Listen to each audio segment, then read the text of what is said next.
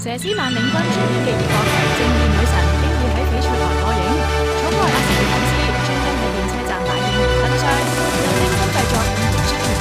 劇中一眾少年扮演員，來自世界唔同地方嘅阿成粉絲有阿成，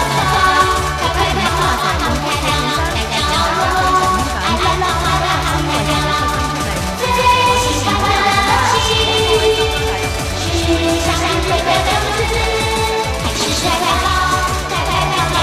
睇啦，我佘詩曼領軍出演嘅熱播劇《正義女神》經已喺翡翠台播映，寵愛阿成嘅粉絲專登喺電車站買應援燈箱，由精心製作應援出品。劇中一眾少年扮演員，來自世界唔同地方嘅阿成粉絲有阿成，劇中唔少阿成用劇嘅變身，令大家非常興奮。好多粉絲為佢嘅出身出力，我之前都有睇